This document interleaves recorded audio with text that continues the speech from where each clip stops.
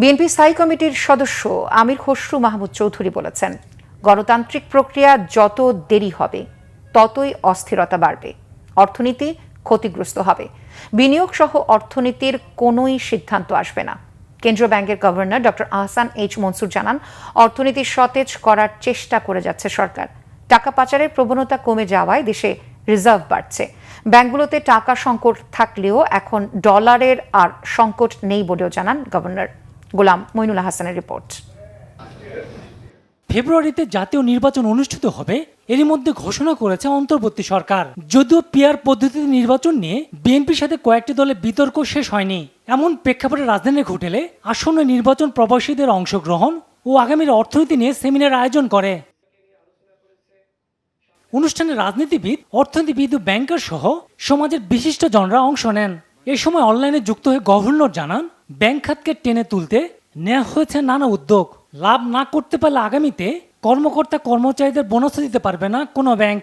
আমরা যেটা করতে যাচ্ছি যে কোনো বোনাস দেওয়া হবে না কোনো ব্যাংক কর্মকর্তাকে, যদি তারা এই দুটো কন্ডিশন মিট করতে না পারে।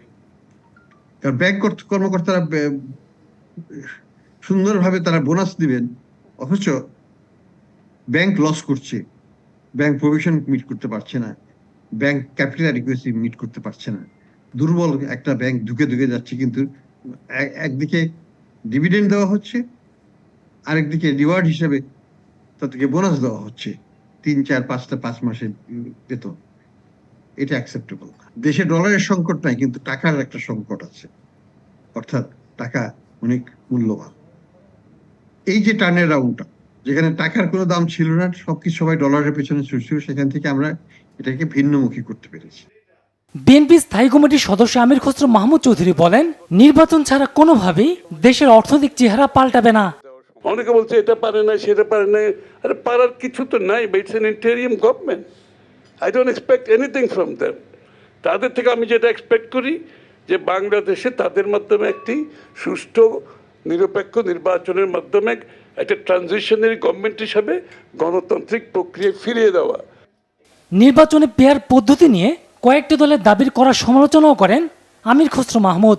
নির্বাচনে অংশগ্রহণ করে জনগণের কাছে নিয়ে যান আপনার পিআরের ইস্যুটা, জনগণের কাছে নিয়ে যান যে আমরা নির্বাচিত হলে আগামী দিনে বাংলাদেশের পিআর সিস্টেম নিয়ে আসবো। এই ধরনের অবাস্তব কথা যারা জনবিচ্ছিন্ন তারা এই সমস্ত কথা বলতে পারে। কোনো বাংলাদেশের জনগণের পক্ষে কোনো মতেই সম্ভব না।